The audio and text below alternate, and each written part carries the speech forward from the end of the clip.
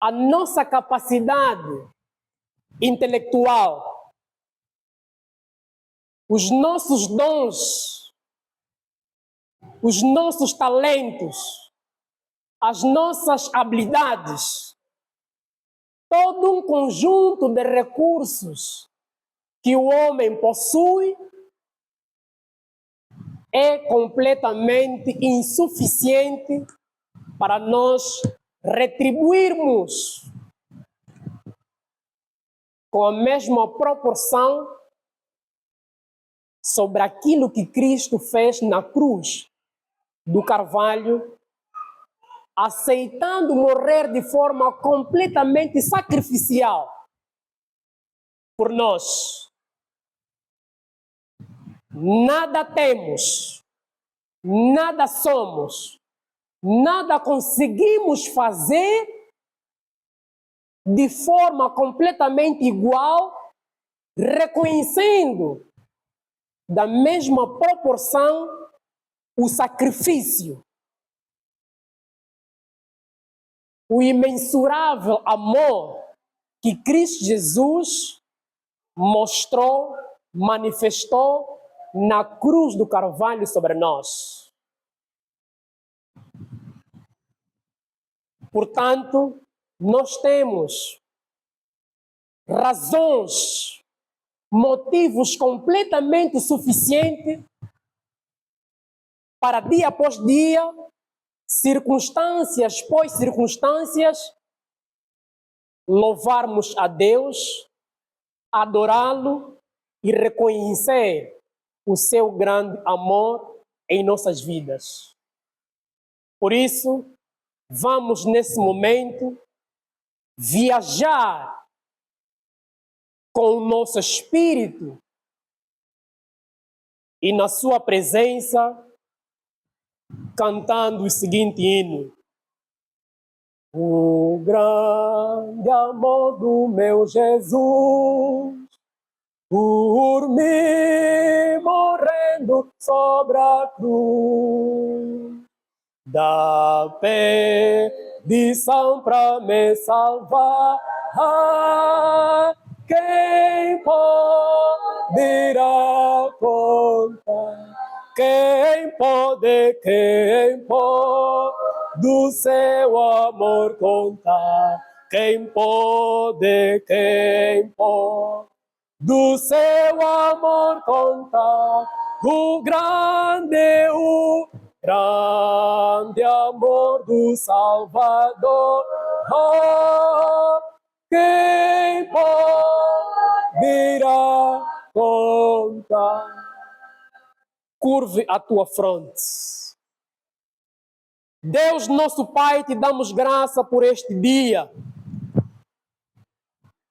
o qual, mais uma vez,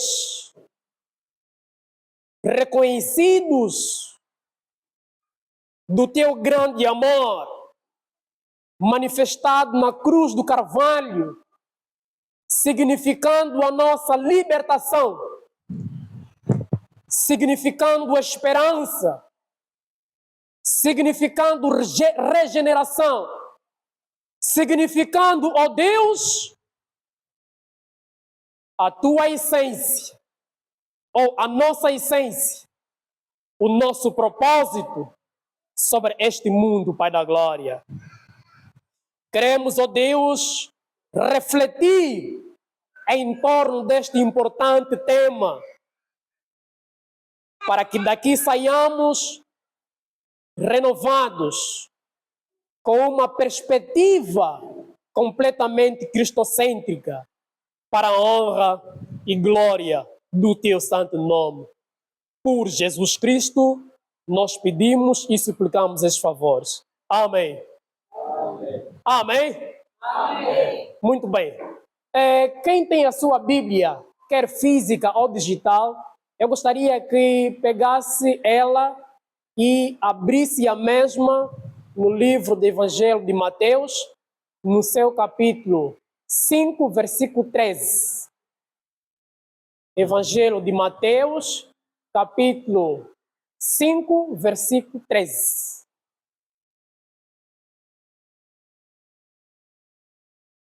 Se já encontramos, digamos amém. Se ainda não, misericórdia. Misericórdia? Em reverência à palavra do Senhor, nos coloquemos em pé.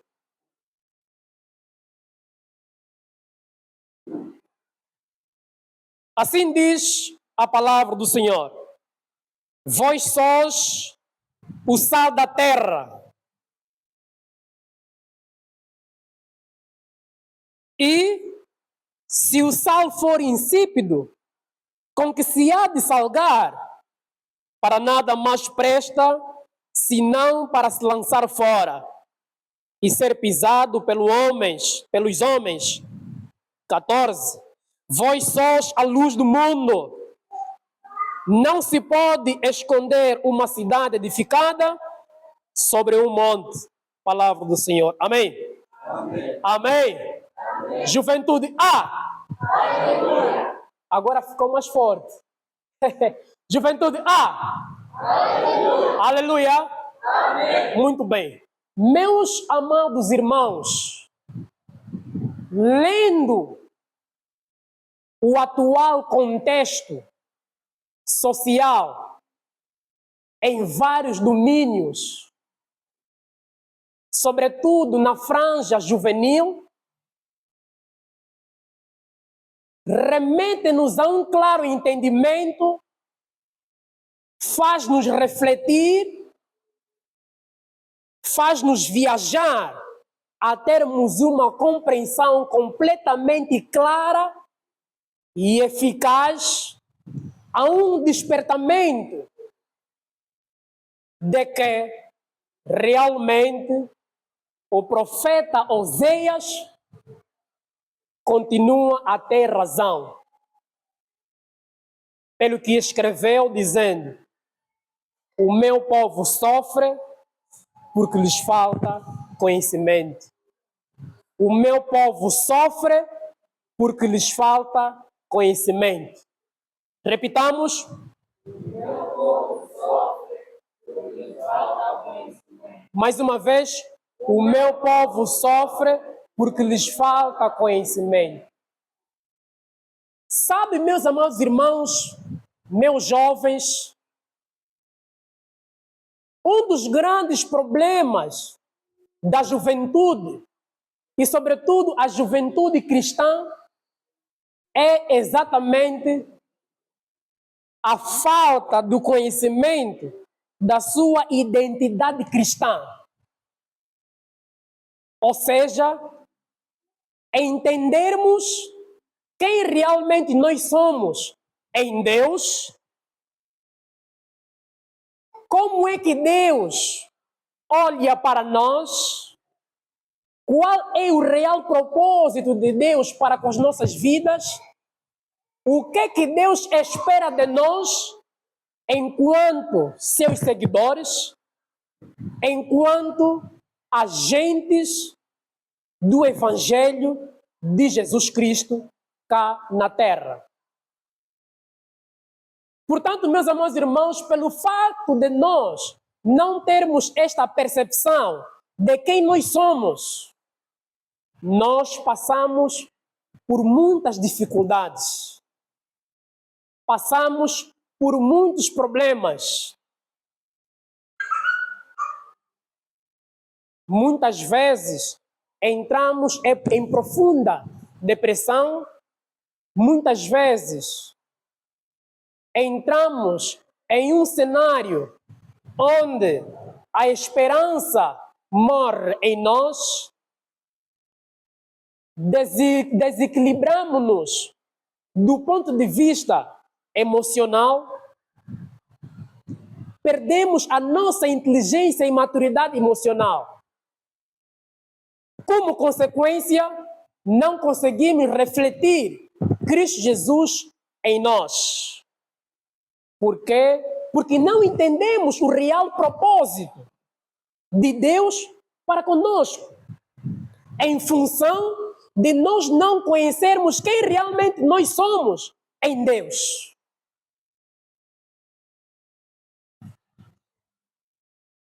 Portanto, este é um grande problema que a sociedade cristã sobretudo a franja juvenil, vive uma crise de identidade cristã. Vivemos uma crise de identidade cristã. Precisamos nos conhecer em Cristo. Sabermos quem realmente nós somos, qual é realmente nosso propósito, a nossa missão cá na Terra, o que é que efetivamente Deus espera de nós. Amém? Amém? Amém? Amém. Muito bem. Meus amados irmãos, o diretor disse-me para ater-me, para eu me cingir fundamentalmente no subtema que é minha essência e meu propósito de vida. Qual é o nosso subtema? Minha essência e meu propósito de vida. Mais uma vez, minha essência, meu propósito de vida. Muito bem. O que é isso, essência? O que é isso, propósito de vida? Eu gostaria de dar palavra a alguém para nos trazer um conceito do que possa ser uma essência e também um propósito. Mas vamos ainda ficar com o conceito, a definição de essência. O que é isso, a essência? Geração eleita, juventude de Jesus e fé. O que é isso, a essência? A essência é o quê? Não percebi? Eu estou... Olha, de onde eu vim? De onde eu vim? Sim. Ok. Da espécie onde eu vim, bem dizer. A espécie? Onde eu vim. Onde eu vi. Sim. Amém. Muito obrigado pelo contributo. Mais alguém? Sim? Também podemos definir a essência como a origem, ou seja, aquilo que nos identifica. A origem, aquilo que nos identifica. Muito obrigado. Prontos, nosso irmão da geração eleita que tem a capacidade de decorar tantos textos, seja à vontade. Ok. Falando minha essência, resumidamente, ele está a falar quem eu sou. Quem eu sou. Muito obrigado. Ok. Essência. Muito obrigado pelo contributo, muito obrigado pela vossa apreciação relativamente àquilo que tem que ver com a essência. E estão completamente certos. A essência é exatamente isso. Aproxima-se exatamente daquilo que é o real conceito da essência. Prontos. Quando nós falamos de essência, nós falamos exatamente de tudo isso. Mas eu quero aqui significar a essência como sendo a natureza, a nossa natureza, a nossa originalidade, de onde nós viemos. Aquilo que o irmão disse e muito bem. A nossa espécie, de que nós resultamos em consequência da existência de algo. A essência é isto. Propósito. O que é propósito? A irmã está a dormir. Gostaria que se levantasse, minha irmã. Estás a cabecear muito. O que é propósito? Propósito é o quê? Quando nós falamos de propósito, estamos a falar de quê? Catraca. O que é isso? Propósito. Sim. Se não te vem à mente um conceito, pode relaxar, nós vamos passar para a geração eleita. Okay. Eu estou com a geração eleita. Bem, falando sobre propósito, acho que é aquilo que nós planejamos e queremos praticar. Aquilo que nós planejamos e queremos praticar. Sim. Muito obrigado. Mais alguém? Sim, minha irmã, que emprestou-me seu caderno, sua lapiseira. Como é que é o nome da irmã? Domingas. Irmã Domingas. Se levanta, por favor. Para mim, propósito é o resultado final de algo que desejamos atingir. resultado final de algo que nós desejamos atingir. Prontos, muito obrigado pelas vossas contribuições. Na verdade, estamos também todos certos. Mas eu gostaria de significar a essência, como o propósito, melhor dizendo, como sendo a razão fundamental pela qual nós existimos. Propósito é a razão fundamental pela qual nós existimos. O que nos dá sentido à vida e também uma direção. Isto sim é propósito. Agora, precisamos entender de que o propósito está intrinsecamente ligado com aquilo que tem que ver com objetivo. O objetivo não necessariamente que seja um propósito, mas um propósito envolve um objetivo. Propósito é a razão pela qual nós existimos.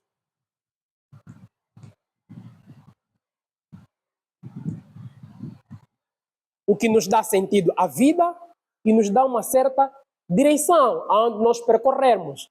O objetivo está intrinsecamente ligado ao propósito. O objetivo poderíamos significar, conceituar como sendo um alvo específico sobre o qual nós queremos atingir. Nós podemos, a nível social, estabelecer, definir vários objetivos. Tudo isso dentro daquilo que é fundamentalmente o nosso propósito. Portanto, é isto. Nossa essência e também propósito. A essência é isto. A essência é isto. Propósito também é isto que nós acabamos de aqui dizer. Mas eu gostava de viajar na Bíblia, nas Sagradas Escrituras, para nós conseguirmos perceber o que a Bíblia aponta, qual é o sustento, a base que a Bíblia mostra quando nós nos referimos sobre a essência.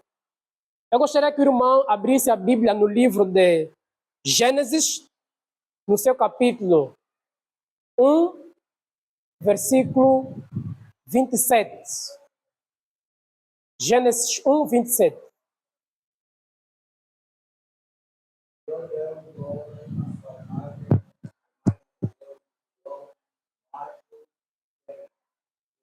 Amados, eu gostaria que lesse, mas estamos numa tarde juvenil, temos aquela força, aquela energia, aquele vigor.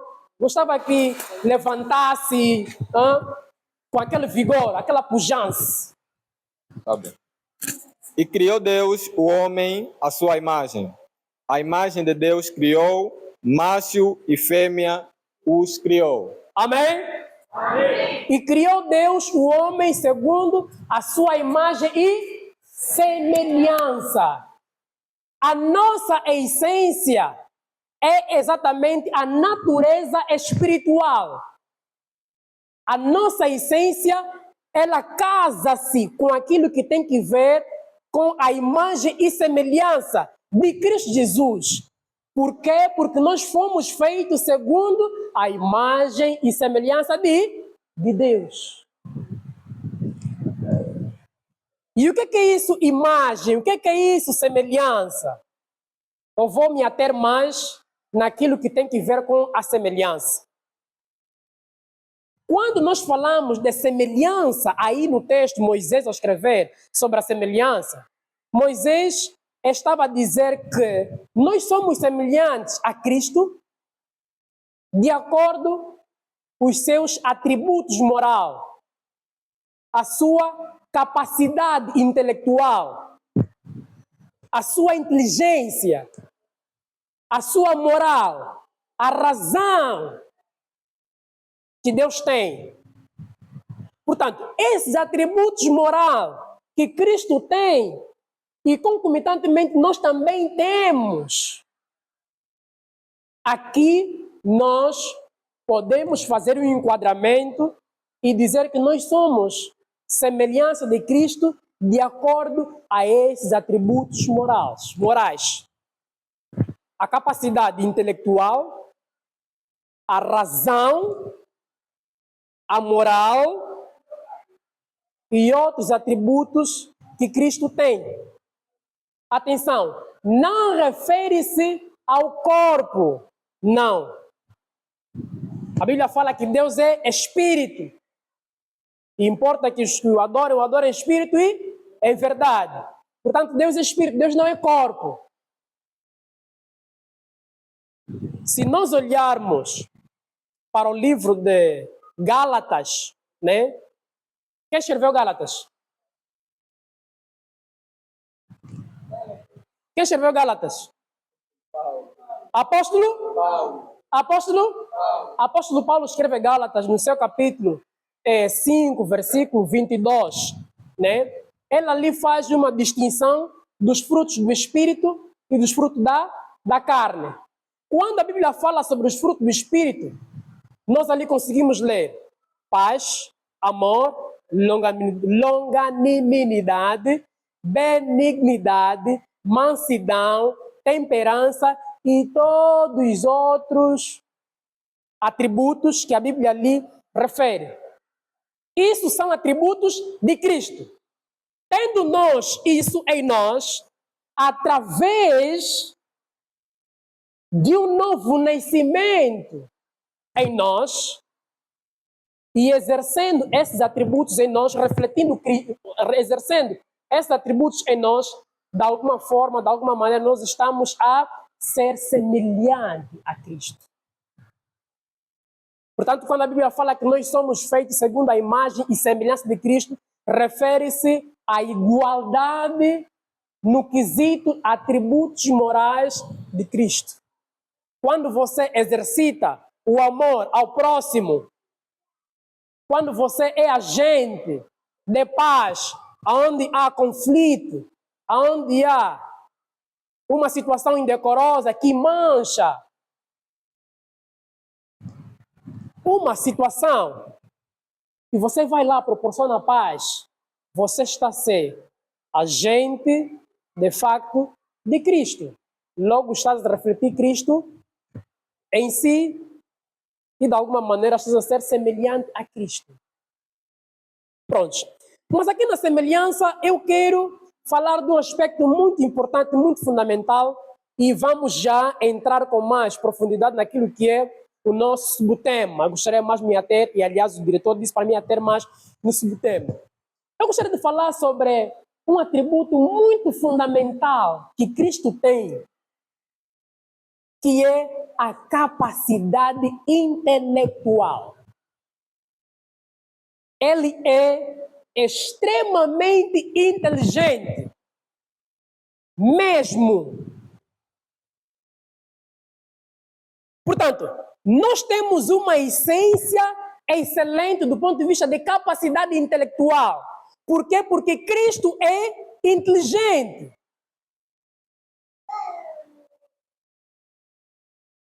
Jesus estudou, certo? Geração eleita, Jesus estudou, certo? Jesus não estudou. Jesus não estudou. Não estudou. Evangelista, Jesus não estudou. Não estudou. Não percebi? Pronto. A sua capacidade intelectual é uma capacidade completamente sobrenatural. Portanto, de acordo a esta capacidade intelectual que Cristo tem, nós herdamos. Portanto, nós temos um recurso muito importante e muito fundamental em nós. Só que por conta daquilo que eu disse anteriormente, de não conhecermos a nossa identidade em Cristo, quem nós realmente somos, nós perdemos grandes coisas da parte do Senhor. A palavra de Deus diz: o ladrão não vem senão para. Mais uma vez, roubar, matar e destruir. Amados, é o seguinte: quando em Gênesis a Bíblia fala que dominai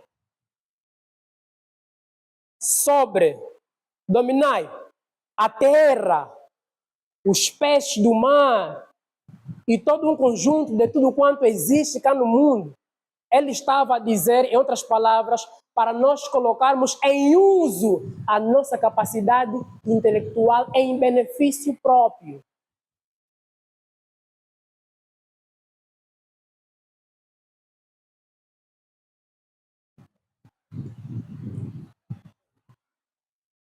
Se nós formos a biografia do ponto de vista da cristandade do Mark Zuckerberg,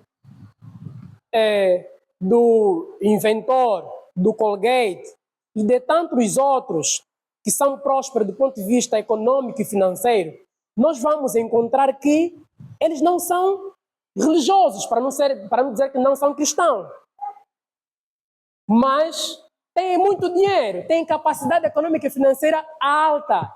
E nós que estamos domingo após domingo na igreja, buscando, servindo a um Deus. E por que nós não temos isso? E eles têm.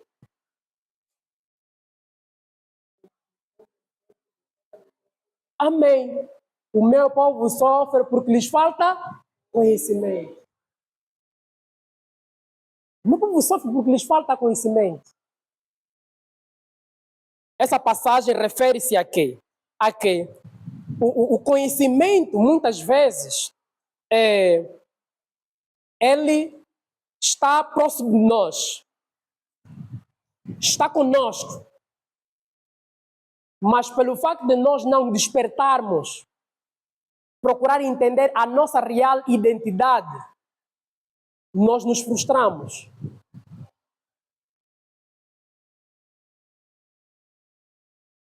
Muitas vezes entramos em profunda depressão. O meu povo sofre porque lhes falta conhecimento. Sabe uma coisa muito importante? É bom nós, jovens, irmos à igreja ou investirmos a nossa juventude em Deus e na sua obra. Termos um compromisso com Deus e a sua obra. É bom. Mas o que nós olhamos nos dias de hoje é que as pessoas estão mais na igreja do que preocupado com as situações sociais. Repito, é bom orar, é bom pregar, mas a par daquilo que é ser cristão, nós temos a vida social. Portanto, é preciso haver um equilíbrio entre o espiritual e o social. Deve haver um casamento, o espiritual e o social. O espiritual, tal como eu disse, volto a repetir, tem que ver com o reconhecimento da existência de um ser supremo e por isso você louvar a ele, trabalhar na sua obra, na sua seara. O espiritual consiste fundamentalmente em isso. O social consiste na construção de vida pessoal. Estamos a falar da formação acadêmica, profissional, estamos a falar da constituição de uma família, estamos a falar de encontrar um lugar em meio ao sol. Portanto, é preciso haver este equilíbrio entre o espiritual e o social. Estamos juntos? Estamos juntos? É preciso haver esse equilíbrio entre o espiritual e o social.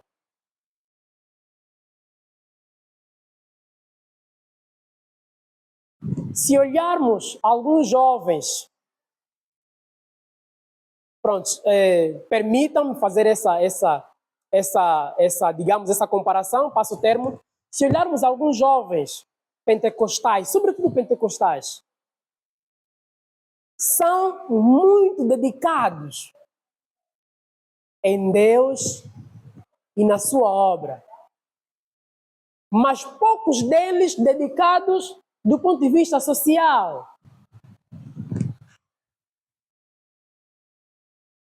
Poucos formados, poucos há que gostam de trabalhar, poucos há que gostam de ascender do ponto de vista social.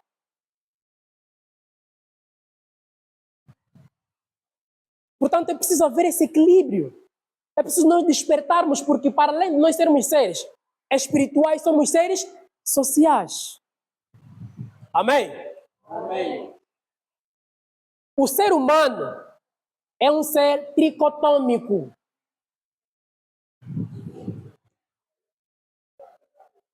Há um elemento do ponto de vista teológico que chama-se tricotomia humana.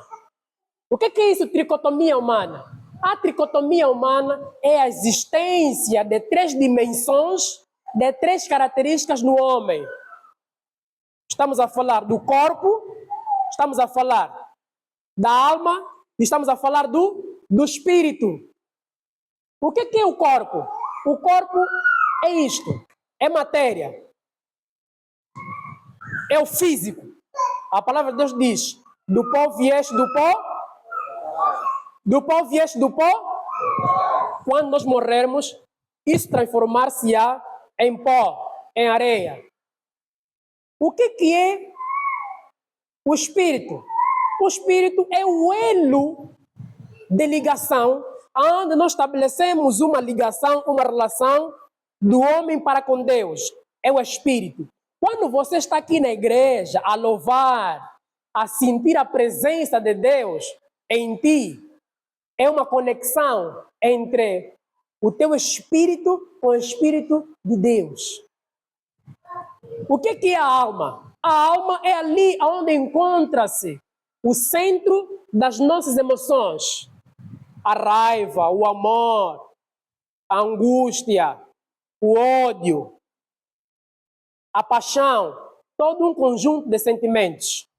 Agora, na alma, a alma melhor é que está intrinsecamente ligado àquilo que é o social.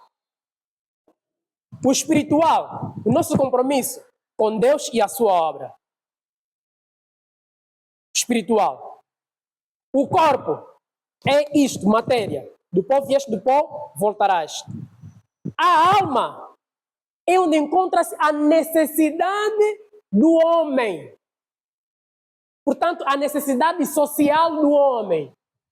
A necessidade de haver formação, do ponto de vista acadêmico, profissional, a necessidade de construir família e um conjunto de necessidades que envolve a construção pessoal do ser humano. Estamos juntos? Estamos juntos?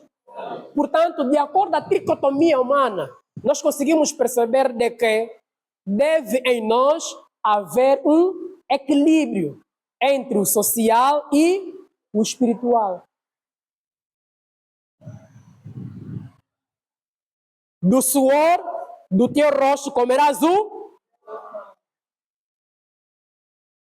pão não virá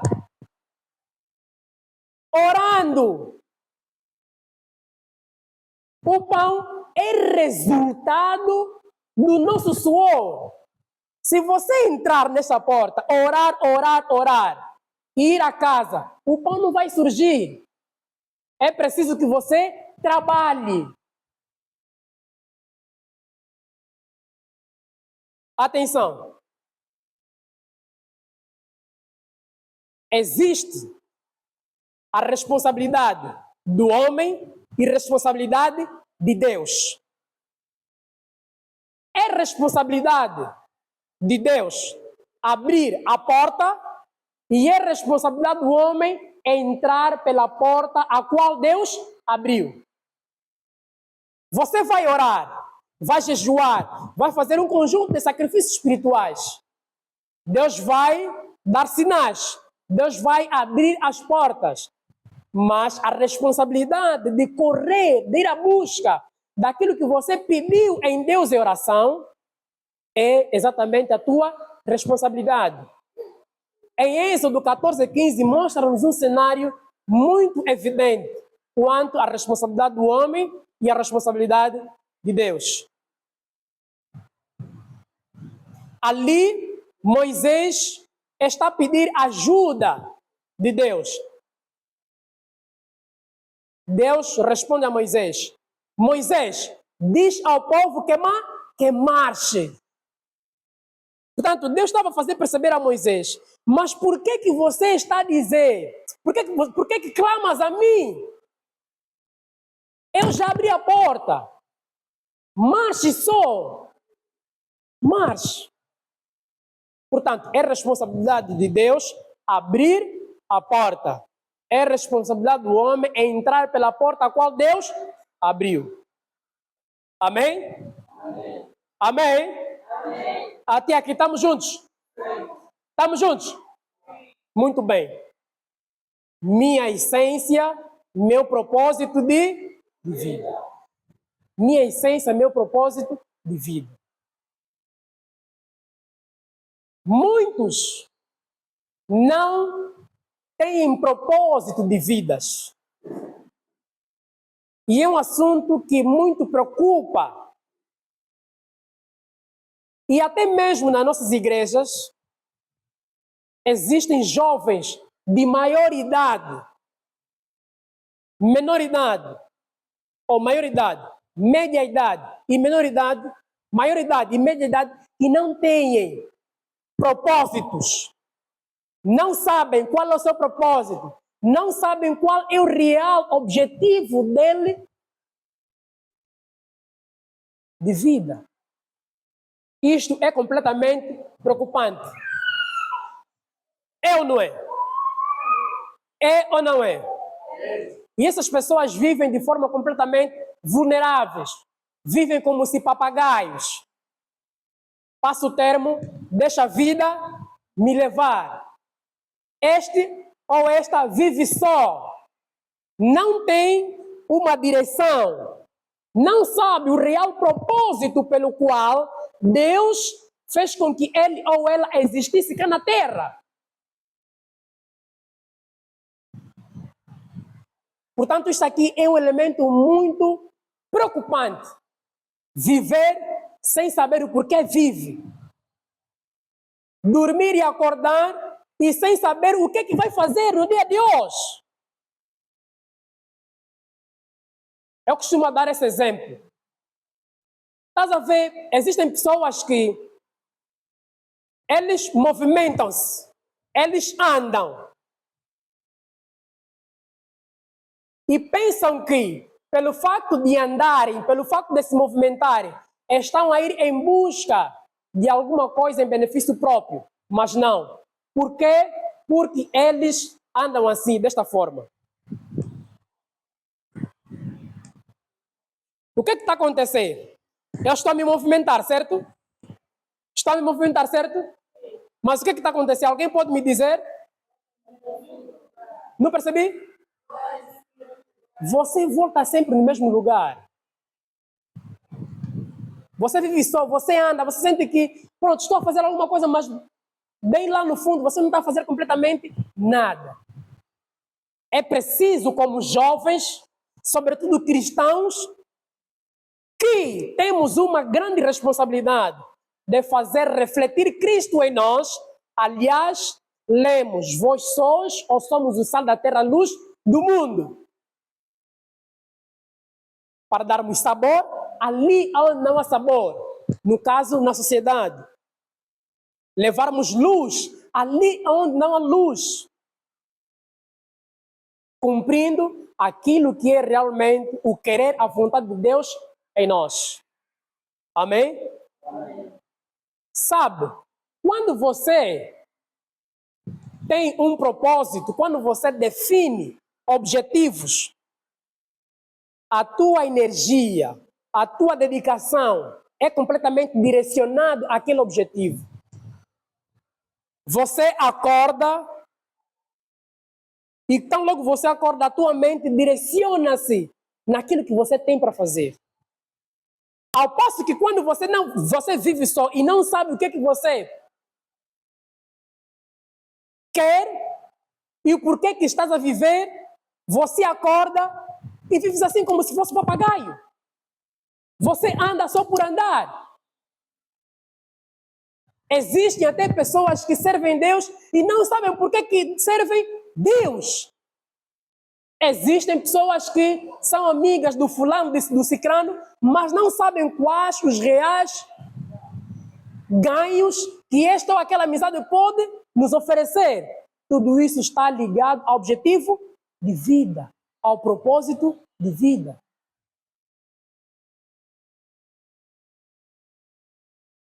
É preciso que nós saibamos o que realmente viemos cá fazer no mundo. Temos feito sentir a imagem e semelhança de Cristo em nós. Tem 30 anos, não trabalha. Eu costumo dizer o seguinte: Deus muitas vezes lá dos céus sente-se envergonhado conosco. É uma coisa completamente ridícula. É satânico isso. Não pode. Nós somos o sal da terra e a luz do mundo. Você tem tudo contigo para brilhar. Você é filho, filha de Deus. Apóstolo Paulo escreveu dizendo: não nos conformamos com este mundo, mas transformamos pela renovação do nosso entendimento, para que experimenteis qual seja a boa, agradável e perfeita vontade de Deus. A pergunta é a vontade de Deus que nós tenhamos uma vida precária? É a vontade de Deus que nós vivamos como se mendigos?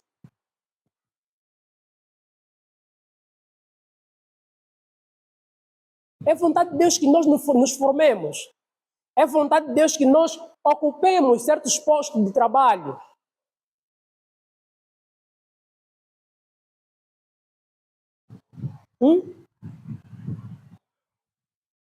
É preciso que nós saiamos da nossa zona de conforto.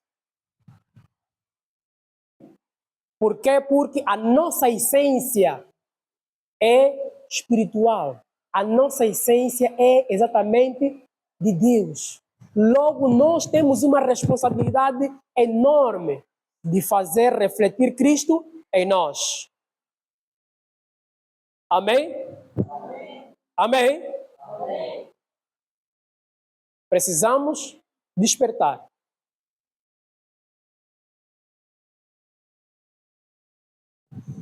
Precisamos despertar. Precisamos despertar. Precisamos despertar. Precisamos despertar. Não venha só na igreja. Também vai à escola. Também procure fazer algum curso.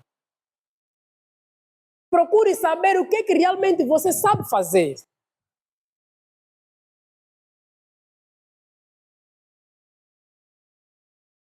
Muitos de nós temos uma vida como se oficina do diabo.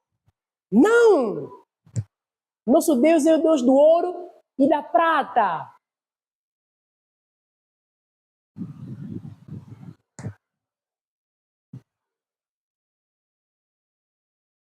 Não podemos admitir uma vida mesquinha. Não podemos. Amém? Amém. Amém? Amém. Prontos. Minha essência, meu propósito de... Qual é o subtema? Uma pergunta. Qual é o teu propósito de vida? O que é que você veio fazer cá na Terra? Dentro daquilo que é o teu propósito de vida. Quais são os teus objetivos? O que é que você corre em busca para o teu próprio benefício?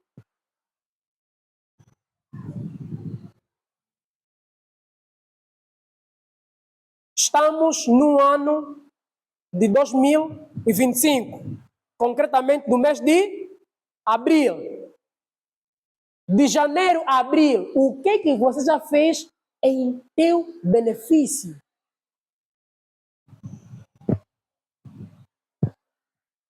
Há uma frase muito popular que diz: não é sobre o ano novo, é sobre nós dentro do novo ano. Não é? Como é que é o teu nome, irmã? Irmã? Lourdes?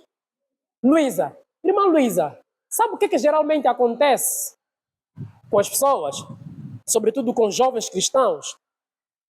Quando nós entramos no novo ano, nós vivemos os dias, os momentos, e vai passando o tempo, vai passando os meses, e chegamos até o final do ano, que é o mês de dezembro. Geralmente nós, aí no caso, temos realizado nossa divisão de passagem de ano. Pronto, Réveillon cristão, né? Réveillon cristão. E ali naquele momento de oração, nós oramos: oh Deus, obrigado. Deus Pai, foi um ano concretamente produtivo. Foi um ano, papai, por aí fora. Primeira oração. A segunda oração: que este novo ano seja um ano diferente, seja um ano de bênção, um ano das vitórias, um ano... Mas você acaba não fazendo completamente nada. É porque não temos foco naquilo que nós traçamos como objetivos. E há alguns até que nem sequer objetivos traçam.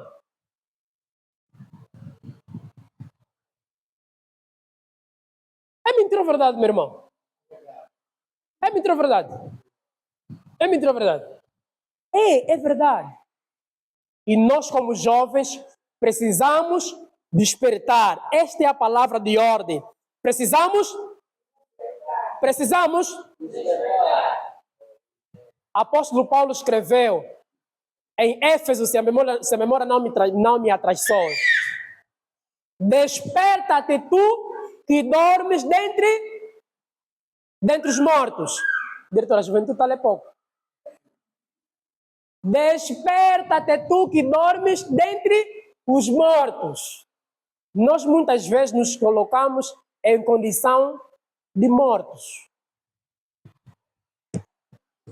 Antes que nós passemos para o impacto social da Páscoa na vida cristã do jovem, que falaremos, não seremos muito abrangentes, não seremos muito longos, porque nós realmente queríamos nos ater aqui. Eu gostaria de contar uma experiência pessoal. Uma experiência pessoal. Amados, dentre muitas coisas que o irmão Joel tem vindo a fazer, uma delas que eu consegui perceber de que Deus só age em nossas vidas quando nós, a par de orarmos, vamos à luta, tomamos decisões, traçamos objetivos. É o seguinte: eu sou mentor de um projeto, digamos, de uma empresa denominada Ntondele. Sabe como é que a Ntondele surgiu? todos nós que estamos aqui, todos nós, Catraca, todos nós temos, mana, todos nós, como é que é o nome, perdão? Mana Francilina. Todos nós temos um tempo às madrugadas. Luzia, todos nós temos um tempo às madrugadas. Na nossa cama. Há momentos que você só desaparece. E você fica ou sentado ou com o telefone na mão, mas geralmente nem te dá vontade de pegar o telefone. Você pensa, você reflete a tua vida. Meu Deus. Vou fazer o que amanhã? Meu Deus, quem eu sou? O que eu fiz? Portanto, você medita em volta daquilo que é a tua vida. Temos ou não esse momento em nossas vidas? Temos ou não? Prontos. Certa vez, eu estive assim na cama. E comecei a fazer um monte de questões em mim. Joel, você tem propósito, você tem objetivos, mas o que você tem feito, eu ia falar para mim, o que você tem feito para ver realizado os teus objetivos de vida? O que você tem feito? Meus amados irmãos, depois dessa profunda reflexão na minha vida, não saiu, né? Depois dessa profunda reflexão na minha vida, acordei quando eram sensivelmente 7 horas e tal. Sabe o que eu fiz? Eu penso que só o diretor conhece. Eu falei com o irmão Francisco, irmão Frank, da paróquia Esmirna. Liguei para ele. Irmão Frank, olha, eu preciso que você faça um flyer. Todos aqui conhecemos um flyer. Muito obrigado, meu irmão. Eu preciso que você faça um flyer. Ou seja, um panfleto digital. Eu disse, irmão Joel, sem nenhum problema, podes fazer. Posso fazer, aliás, posso fazer sem nenhum problema. Sabe o que eu fiz? Eu peguei meu telefone, tenho no meu leque de amizades, peguei o meu telefone, liguei a 2 antigos professores, pessoas influentes, disse, eu tenho um projeto de criação de uma empresa, formação e prestação de serviços. Quero constituir essa minha empresa do ponto de vista jurídico e passar a prestar os serviços. Eles disseram, boa ideia, bom projeto. Então vamos nesse, sem nenhum problema. Sabe o que eu fiz? Falei com eles, pedi fotografia dos dois, enviei ao irmão Francisco da nossa igreja, ele fez o flyer, coloquei o flyer nas redes sociais para uma palestra de contabilidade. O evangelista Armando me conhece muito bem, sabe disso. A entrada, 5.000 kwanzas. Fui atrás do espaço, da sala, fui atrás do espaço, com algumas influências que eu tenho. Fui à televisão pública de Angola, fui lá falar sobre a palestra, que hoje é minha casa, vou lá quantas vezes eu quiser. Atenção, isto em função da minha decisão, face ao objetivo que eu estabeleci, que eu tracei. Realizamos o evento, eu consegui perto de 300.000 kwanzas. Consegui perto de 300.000 kwanzas. A primeira palestra, o primeiro evento. Depois daquele evento, aquele evento deu-me aberturas, deu-me influências. Por quê? Porque tinha lá muita gente que foi assistir aquela palestra. Deu-me abertura, consegui ter o contato e a amizade de quem? Do Pedro Paz. jornalista do programa Fala Angola. Falei com Pedro Paz, ministramos, a empresa, no caso Antônio, ministramos uma formação de oratória e comunicação assertiva. Por pessoa, nós cobramos 24 mil kwanzas. Em 4 sábados apenas. Conseguimos ter perto de 400 mil e alguma coisa. Tirei 200 mil e quase 200 mil. Dei ao formador, tirei algum dinheiro, dei ao pessoal com quem eu trabalho. Uma das irmãs é da nossa igreja que eu trabalho. Claro, comecei a fazer salário, a par daquilo que eu já tenho feito, do ponto de vista profissional não só. E depois dali nós conseguimos, em 4 sábados, atenção, conseguimos fazer todo esse dinheiro. Depois dali, nós fomos realizando outros eventos. Daqui a pouco, eu vou ter uma outra formação de oratória com a jornalista da TPA, Janela Aberta, a Edivânia do Carmo. É uma pessoa próxima, temos falado normalmente, já traçamos os planos, está tudo bem feito, vamos realizar uma palestra ou uma formação de oratória na Mutamba. A entrada não ficará abaixo de 50 mil kwanzas por pessoa. E em quanto tempo? Simplesmente em 4 sábados. Ou seja, em 2 horas em cada sábado. Nós faremos dinheiro. Luzia, né? Estás a perceber? Portanto, tudo isso por conta de estabelecer objetivo e de procurar correr atrás dos meus objetivos. Fazendo isto, estou a refletir Cristo em mim. Porque quando a Bíblia fala que vós sois o sal da terra, a luz do mundo, é sobre isso. O apóstolo Paulo escreve dizendo, porque dele, por ele, para ele são todas as coisas, glória após, amém. Nós conseguimos glorificar Cristo através dessas coisas em nós.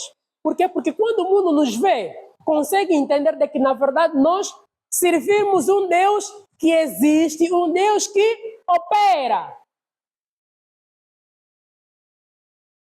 As coisas não cairão do céu. As coisas virão exatamente de estabelecer objetivos e ir atrás dos nossos objetivos. Amém? Amém. Oremos, sim. Louvemos, sim. É bom. Preguemos, sim. É bom. Mas, a parte disso, nos preocupemos com a nossa construção de vida pessoal para uma boa afirmação na sociedade. De tal maneira que quando a Luzia aparecer na sua família com um carro, bem vestida, as pessoas, a família admira, a sociedade ide, e desta forma você estará a glorificar Deus. Atenção que glorificar Deus não é só louvar, não, através do que Deus tem feito em nossas vidas. Amém? Amém. Prontos. Passando agora para o impacto da Páscoa na vida social dos jovens. Estou já a terminar. O impacto da Páscoa na vida social do jovem cristão. Tem mais quanto tempo, diretor? Pronto, está bem. O impacto da Páscoa na vida social do jovem. Eu distribuí alguns papelinhos em 3 pessoas e gostava que o número 1 lesse, por favor, o que lá está escrito.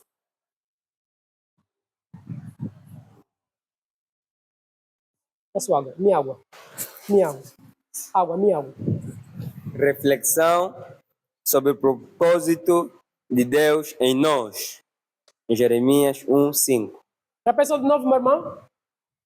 Reflexão sobre o propósito de Deus em nós. Amém? Amém.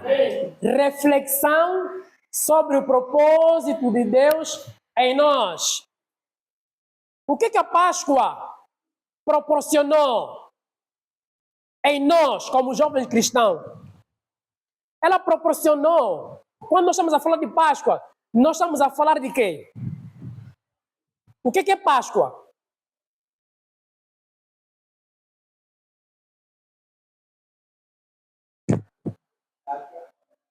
Sim, o que é Páscoa?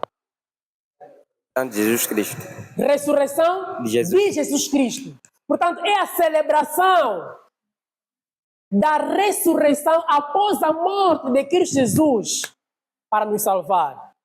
Cristo, quando morre, ou a sua morte, proporciona em nós uma profunda reflexão. E esta reflexão que nosso irmão acabou de ler. Que reflexão?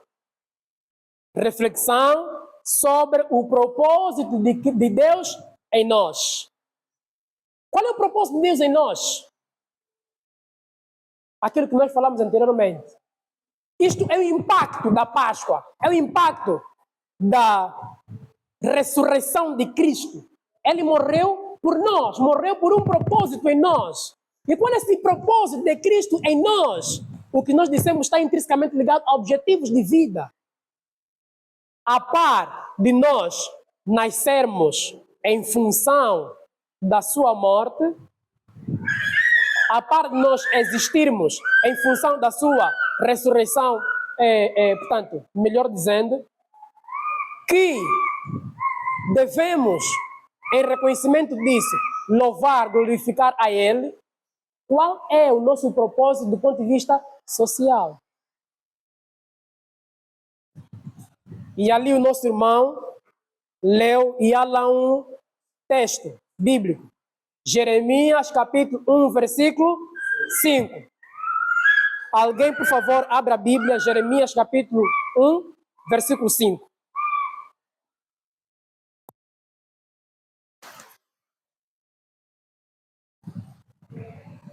Jeremias capítulo 1, versículo 5. Irmã Luzia não trouxe a Bíblia. Antes que eu te formasse no ventre, eu te conheci.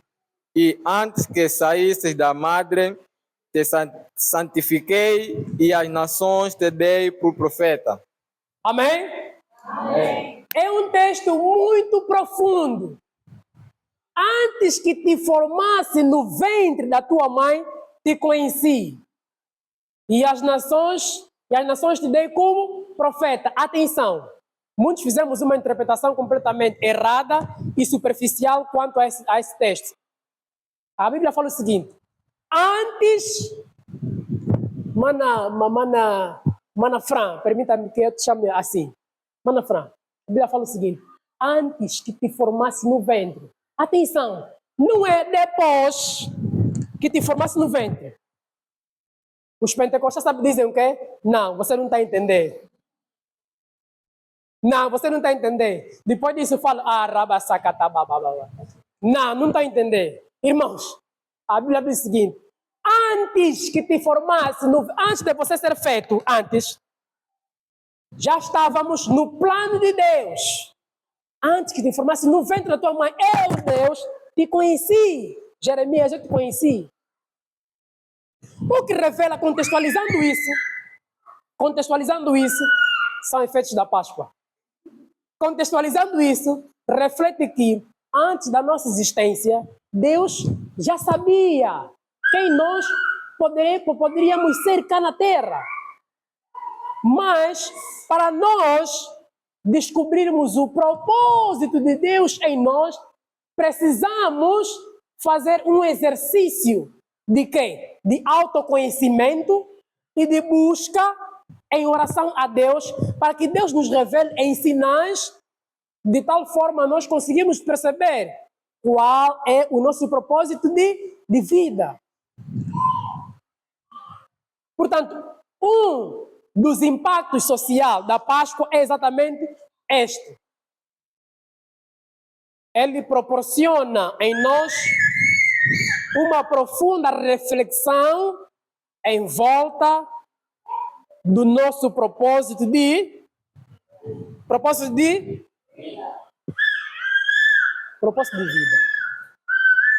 Número 2, por favor. É o irmão É irmão? Ferreira. Irmão Ferreira. Não é de ferrar, ferrar na comida, não. Não. Irmão Ferreira. Jesus proporcionou com a sua ressurreição ser ele a fonte da prosperidade. Ageu 2, 8, 9. Pronto. Jesus proporcionou-nos com a sua ressurreição ser ele a fonte da prosperidade. Ageu. Esse texto de Ageu revela-nos de que Deus é o autor, é a fonte da prosperidade. Por quê? Porque ele diz o seguinte: Deus é o nosso Deus do ouro e Deus da prata. Portanto, a fonte de prosperidade está em Deus. A sua ressurreição proporciona-nos este entendimento de que Ele é a fonte da prosperidade. Portanto, isto aqui é um dos impactos da Páscoa, um dos impactos da ressurreição de Cristo. Sendo Ele o dono do ouro, dono da prata, será que nós temos buscando usufruir da riqueza de Cristo, da riqueza do nosso Pai?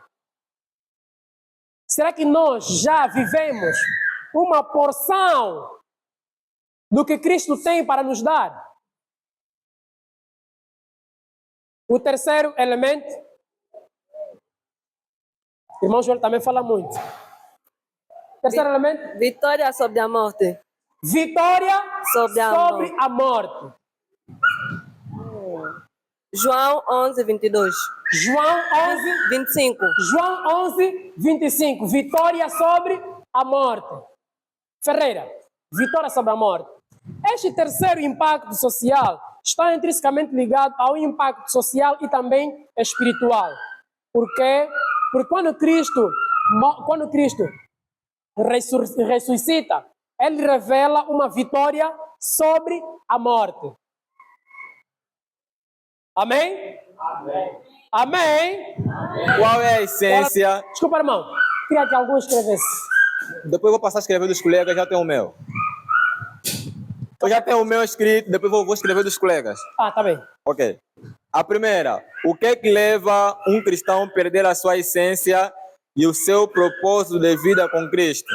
A segunda, como vimos, temos o tema e o subtema, eu vou fundar os dois formando uma única questão.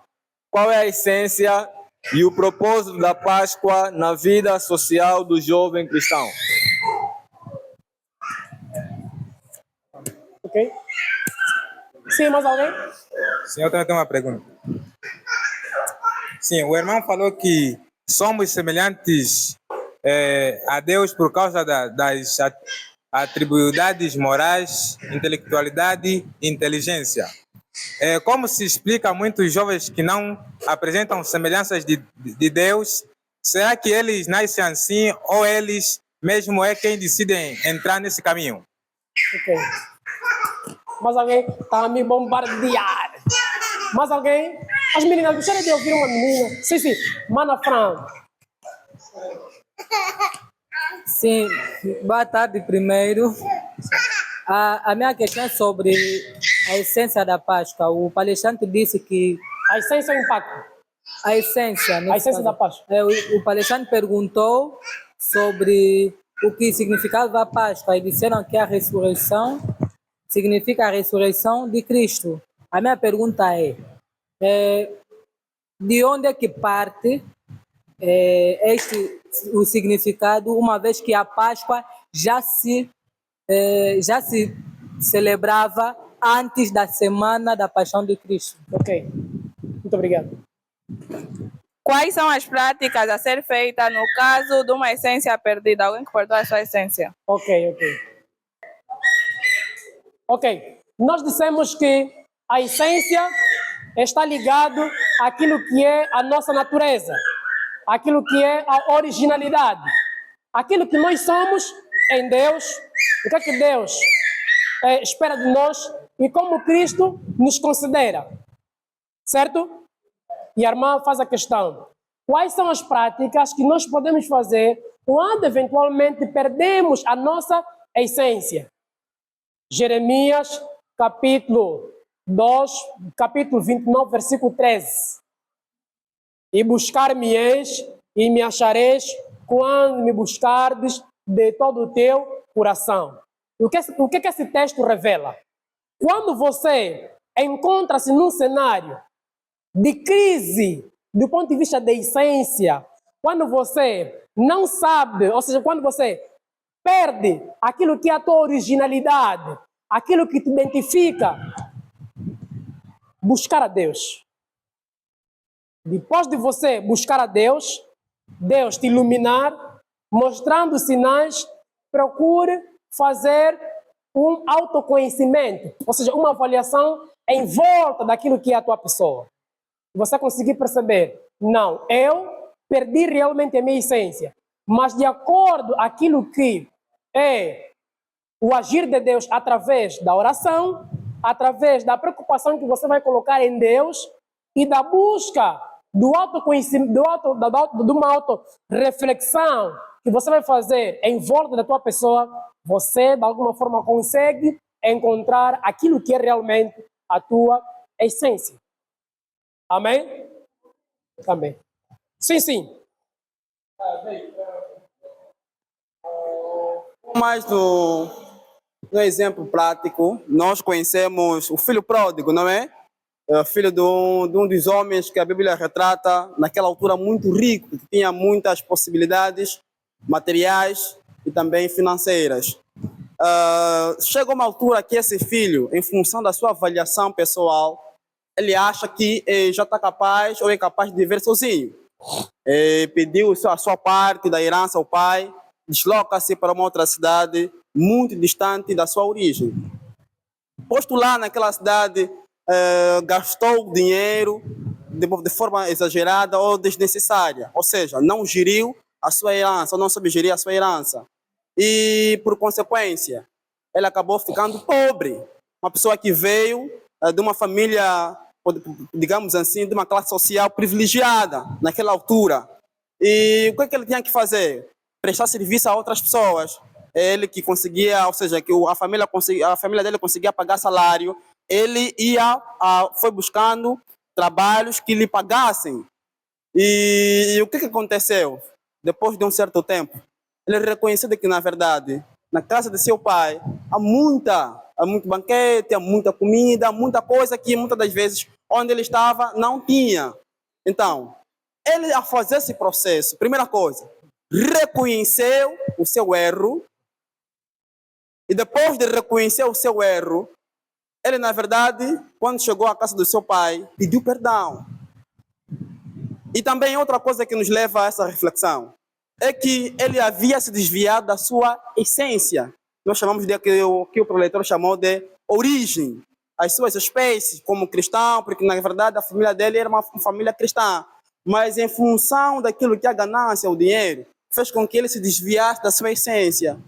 Por essa razão, para voltarmos à nossa essência, é essencialmente que a gente deve primeiramente reconhecer os nossos erros e depois pedir perdão dos nossos pecados, assim como aconteceu com o filho pródigo. E, claro, naturalmente, nós acompanhamos a história. O pai, tão feliz, deu uma grande festa que nunca havia dado naquele mesmo reino. Porque quando a pessoa desvia-se, depois reconhece aquilo que é a sua origem ou a sua essência, é uma alegria, não só para no contexto humano, como também no contexto espiritual, ou seja, no reino dos céus, há uma grande alegria quando alguém reconhece os seus erros e pede perdão diante daquele que é o nosso Criador. Por isso, penso que por mim é tudo quanto à questão da nossa querida irmã. Amém? Amém? Amém? Amém. Portanto, trouxe-nos mais um subsídio concernente à história do filho pródigo. O filho pródigo reconheceu a perca da sua essência. E o que ele fez? Ele foi ao pai. Este pai, segundo a Bíblia, refere-se a Deus. Ele foi buscar Deus. Tanto é aquilo que nós acabamos de responder, né?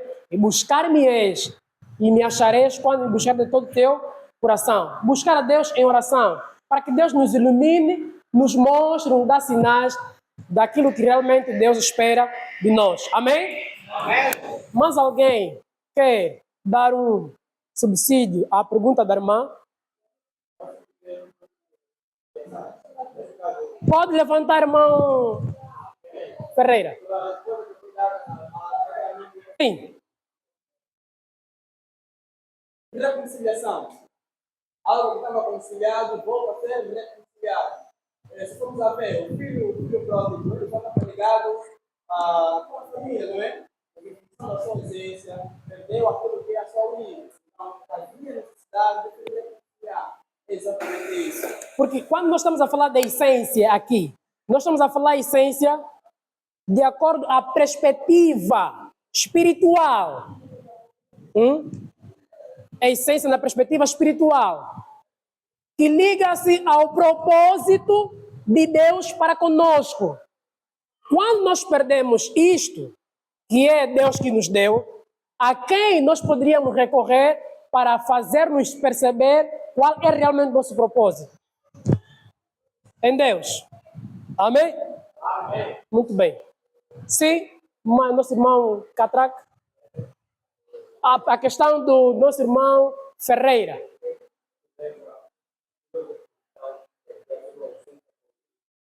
O que é que leva um jovem a perder a sua essência com Cristo?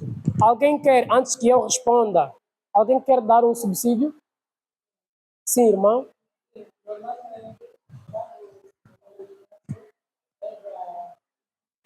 A dar, sim, sobre o conhecimento do tema, muitas vezes disse sobre as pessoas se entregarem tanto no propósito da igreja que eles acabem se esquecendo o que realmente está lhes rodear.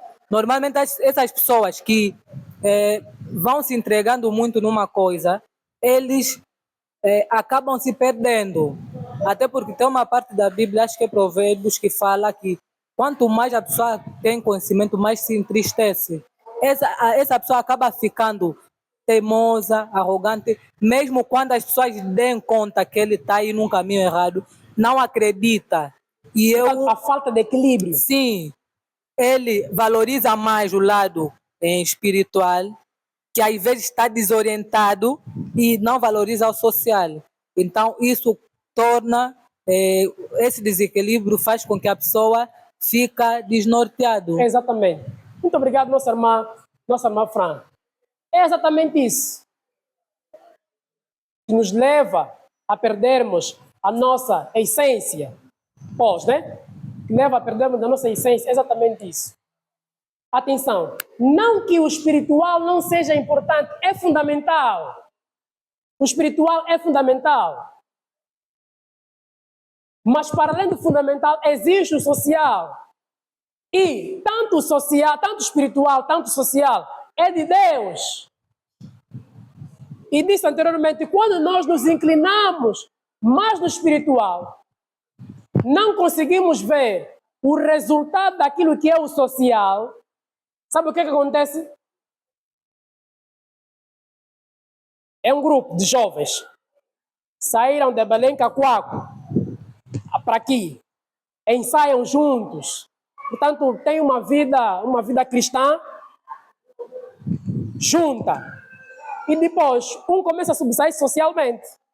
E o outro não. E começa a se perguntar, mas como é possível? Apanham o mesmo táxi junto. Ensaiamos junto. Mas como é possível? Não. Soube equilibrar as coisas. Portanto, é sobre isso. Amado, está satisfeito? Ok. Irmão, é bom andar com os evangelistas. Gostaria também de acrescer nesta questão. O nosso preletor falou muito bem do texto que o apóstolo Paulo escreveu em Gálatas 5:22, onde ele começa a descrever algumas obras do Espírito e algumas obras da carne. Escrevem isso, irmãos. Se nós ficarmos muito apegados nas obras da carne, vamos sim nos desviar. Porque, independentemente de nós equilibrarmos o social e o espiritual, mas se o nosso engajamento estiver diretamente nas obras da carne, claro, naturalmente que vai acontecer um desvio. Por isso que a Bíblia aí nos esclarece que é importante que a gente deve se apegar às obras espirituais. Porque o que acontece? Quando Judas Iscariotes ligava-se muito às atividades comerciais ou econômicas, porque segundo a Bíblia, nos afirma de que ele foi financeiro. É uma atividade social, não é isso? É uma atividade social, mas só que do jeito ele não tinha equilíbrio, não equilibrava essa atividade. Do jeito que ele estava apegado à atividade comercial ou de finanças, era muito diferente do jeito que outros discípulos estavam apegados. Não significa dizer que os outros discípulos não tinham outras atividades pessoais ou no singular. Tinham sim, porque eram seres sociais, mas sabiam equilibrar quando estão diante de Cristo e quando é que estão diante de uma atividade social. Mas Judas Iscariotes não soube equilibrar a sua atividade, razão pela qual fez com que ele se desviasse. Então, é exatamente isso que a gente deve levar em conta, que quando nós nos apegamos muito às atividades, essas atividades sociais e, sobretudo, a carnal, então há a tendência de nós nos desviarmos da presença de Deus. Amém? E só para terminar naquilo que o irmão acabou de dizer, e me recordo, está associada a uma pregação sua, diz o seguinte: as concupiscências, a carnalidade, o pecado, ela reflete-se na nossa vida social. Quando nós temos uma vida de pecado, uma vida que não agrada a Deus, a pessoa não evolui do ponto de vista social. Isaías 59, 1, 2. Eis que a mão do Senhor não está encoberta, nem os seus ouvidos agravados para não nos poder ouvir. Mas as nossas iniquidades fazem divisão entre nós e o nosso Deus. Para quê? Para que não nos ouça. O nosso pecado trava o agir de Deus em nós. Quando a Bíblia fala sem santidade ninguém verá a Deus. Evangelista. Sem santidade, ninguém verá a Deus. Prestemos atenção. Este ver Deus não é na perspectiva da vida pós-morte só. Não é somente na perspectiva da vida pós-morte. Ver Deus. Morremos, depois da morte sermos ressuscitados, depois vem o julgamento e depois quem aprovar vai estar. Não é somente nessa perspectiva. Ver Deus é também na perspectiva do agir de Deus em nós. Ver os nossos projetos de vida a serem realizados, ver nossas famílias com saúde, ver prosperidade em nós. E atenção, quando fala-se de prosperidade, não refere-se apenas portanto, às finanças, economia, bens materiais, não. Prosperidade é saúde também. Saúde do ponto de vista geral. Saúde emocional, saúde social, mas aqui do ponto de vista da relação humana, quando você por exemplo, tem um perfil idêntico, por exemplo, ao nosso diretor, é carismático, nosso diretor é carismático, tem logo uma boa relação humana. Isso é prosperidade. Isso é prosperidade. Ele é próspero. As pessoas pensam completamente diferente. Prosperidade não é... Quando fala-se de prosperidade, a pessoa é próspera. Nossa mente vai já, aquela pessoa, passa o termo, tem muito comum. Prosperidade vai além disso. Porque há pessoas que têm, Ferreira, há pessoas que têm muito dinheiro, mas não têm saúde. Têm muito dinheiro, mas não têm paz. Queria bater no peito, mas lembrei que tem microfone, tá vendo? Não tem paz consigo mesmo. Você já bateu na barriga. Não tem paz consigo mesmo. Tem muito dinheiro. Há pessoas, nesse momento, pagão, né? Pagão, não cristão, tem muito dinheiro. Mas, se você for Ferreira, se você for ao Maria Pia, está a respirar pelos tubos.